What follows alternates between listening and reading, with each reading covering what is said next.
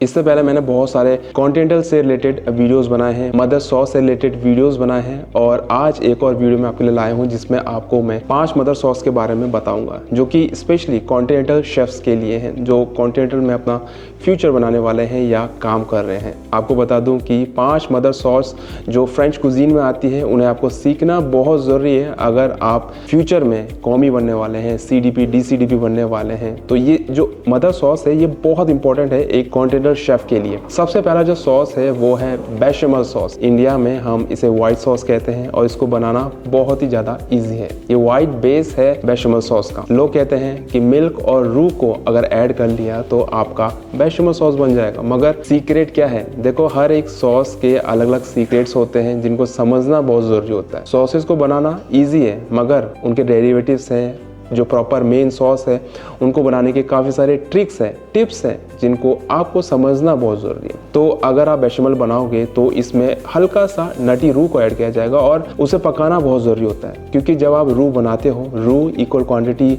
Of flower and butter होता है। जब आप फ्लावर को कुक करते हो तो उसे प्रॉपरली पकाना ज़रूरी है जिससे कि आपका रॉ फ्लेवर नहीं आएगा। अगर प्रॉपरली कुक नहीं होगा तो रॉ फ्लेवर आपके फ्लावर का आएगा जिससे कि प्रॉपरली बेशमल सॉस जो है आप नहीं बना सकते। चाहे आप कोल्ड मिल्क में हॉट रू को ऐड करो या हॉट मिल्क में कोल्ड रू को, ये कॉम्बिनेशन जो है हमेशा आपको लम्ब फ्री सॉस देता है। विदाउट लम्ब आपका बेशमल सॉस बनता है। और इसमें आज के मॉडर्न कुजीन में जो है आज की डेट में पीक का ऐड किया जाता है। पीक आपने देखा होगा, व्हाइट अनियन में हम क्लोव और बे लीफ को ऐड करते हैं, उनको लगा के जो है हम अपने जो मिल्क हम ऐड करते हैं अपने बेशमल सॉस में उसमें डालते हैं और उसे कुक करके मिल्क में इन फ्लेवर को इनहेंस करते हैं। उस मिल्क को हम रू के साथ ऐड करते हैं और बनाते हैं बेशमल सॉस। सो उसे कहा जाता है पीक। आप यहाँ पे स्क्रीन में देख रहे होंगे और ये मैं आपको बता दूं प्रोफेशनल किचन का एक हिडन फ्लेवर ट्रिक है जो कि हर जगह यूज किया जाता है आज की डेट में। दूसरा हमारा सॉस है वेलुते सॉस। वेलुते सॉस भी काफी पॉपुलर है और इसे आप चिकन डिशेज में,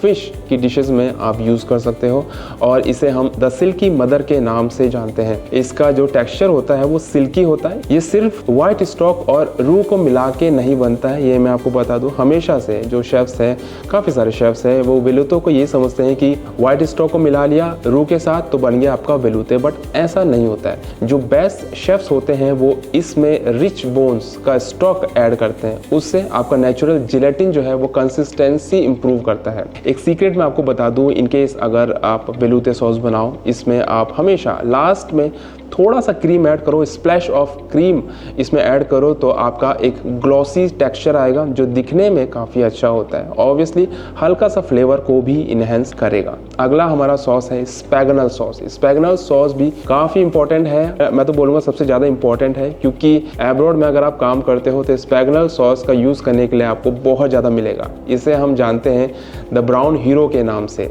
याद रखना ये हैवी सॉस इसलिए होता है क्योंकि इसमें ब्राउन स्टॉक के साथ रोस्टेड बोन्स और मीरा पोहा को कंबाइन किया जाता है जिससे एक डेमी ग्लास या इससे स्पैगनल सॉस जो है स्पैगनल स्टॉक बनाया जाता है। एक ट्रिक मैं आपको बताता हूँ, अगर आप स्पैगनल सॉस बनाने वाले हो चाहे छोटी क्वांटिटी में चाहे बड़ी क्वांटिटी में, आप इसमें टमाटो प्यूरी लीजिए। टमाटो प्यूरी को अगर आप कम क्वांटिटी बना रहे हैं या ज़्यादा बना रहे हैं तो 5 से 7 मिनट अगर कम क्वांटिटी है तो उसे कुक करिए, अच्छे से उसे भुनिए और उसका जो रॉ फ्लेवर है जब तक वो चला ना जाए उसको आप अच्छे से भुनिए। तो 5 से 7 मिनट लगेगा और उसके बाद आपने इसमें ऐड करना है ब्राउन स्टॉक को धीरे धीरे से, एक साथ ऐड नहीं करना है जो भी आपका ब्राउन स्टॉक बना हुआ होगा, वरना फ्लेवर आपका मडी हो जाएगा, मडी फ्लेवर आएगा। एक मडी फ्लेवर आता है मड जैसा, वैसा फ्लेवर आपको मिलेगा।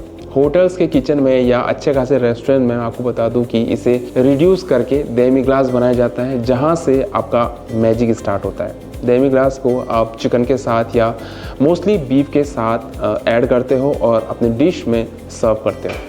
अब बात करते हैं चौथी मदर सॉस के बारे में जो कि बहुत ज़्यादा पॉपुलर है इटालियन में, फ्रेंच में, टमाटो सॉस। टमाटो सॉस हम इंडियन कुजीन में भी बनाते हैं, बट हमेशा याद रखना कि टमाटो सॉस एक इतना इम्पोर्टेंट सॉस है जो कि बहुत सारी डिशेस में यूज़ होता है, चाहे वो इंडियन हो, चाहे वो कॉन्टिनेंटल हो, इटालियन हो, फ्रेंच, कुछ भी। टमाटो सॉस का हर जगह यूज किया जाता है और काफी सारे डेरिवेटिव्स जो है आपको टमाटो सॉस के भी मिलते हैं। अरेबियाता सॉस जो आप बनाते हो या इंडिया में हम पिंक सॉस बनाते हैं, वो सारे के सारे डेरिवेटिव्स है। अगर सीक्रेट टेक्निक की बात करें तो टमाटो सॉस को हमेशा 20 से 25 मिनट लो फ्लेम में धीरे धीरे आप उसे कुक करिए, मतलब डिपेंड ऑन क्वांटिटी, अगर आप कम क्वांटिटी में कुक कर रहे हैं तो। और इससे क्या होगा, आपकी जो एसिडिटी है वो नेचुरली रिड्यूस हो जाएगी और आपको शुगर ऐड करने की जरूरत नहीं पड़ेगी। मैंने देखा काफी सारे शेफ जो है जब टमाटो सॉस बनाते हैं तो शुगर को भी ऐड करते हैं हल्का सा, जिससे स्वीटनेस आती है या आपका जो एसिडिटी होता है, खट्टापन होता है आपके टमाटर में, वो चला जाता है। मगर आप इसे अगर लंबे टाइम तक कुक करते हैं तो ऑटोमेटिकली आपका जो एसिडिटी है वो चला जाता है, आपको शुगर ऐड करने की बिल्कुल जरूरत नहीं पड़ती। टमाटो सॉस बनाने के वक्त हमेशा याद रखना, उसे फुली ब्लेंड कभी भी मत करना, उसे प्यूरी कभी भी नहीं बनाना।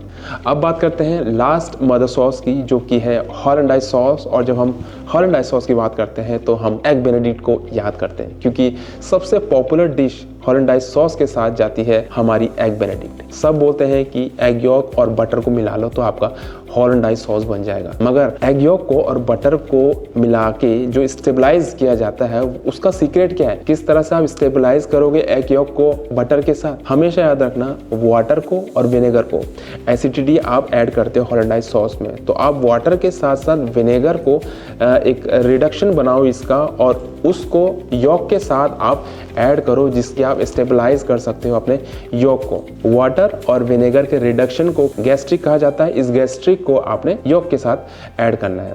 उसके बाद आप बटर को धीरे धीरे ऐड करो, कभी भी एक साथ ऐड नहीं करना है, क्योंकि एक साथ ऐड करोगे तो आपका हॉलैंडाइज सॉस स्प्लिट हो सकता है और बटर का टेम्परेचर भी मेंटेन करना बहुत ज़रूरी होता है। उसके बाद आप रिडक्शन के साथ और एग यॉक के साथ आप ऐड करो, धीरे धीरे मिक्स करो और इससे आपका जो हॉलैंडाइज सॉस है वो प्रॉपर बनेगा। इन केस अगर आप जल्दी या टेम्परेचर ज़्यादा होता है तो आपका हॉलैंडाइज सॉस स्क्रैम्बल्ड बन सकता है और स्प्लिट होने के भी पूरे चांसेस होते हैं। एक प्रोफेशनल ट्रिक मैं आपको देता हूँ जो मैं हमेशा से यूज करता था, आई होप आप में से भी काफी को पता होगा। जब आप हॉलैंडाइज सॉस बनाओ, अगर आपको लगे कि आपका हॉलैंडाइज सॉस स्प्लिट होने वाला है या स्क्रैम्बल टाइप का बन चुका है तो थोड़ा सा कोल्ड वाटर लास्ट में ऐड करो और धीरे धीरे अच्छे से विस्क करो, जिससे कि आपका हॉलैंडाइज सॉस बिल्कुल भी स्प्लिट नहीं होगा और आप रेस्क्यू कर सकते हो अपने सॉस को।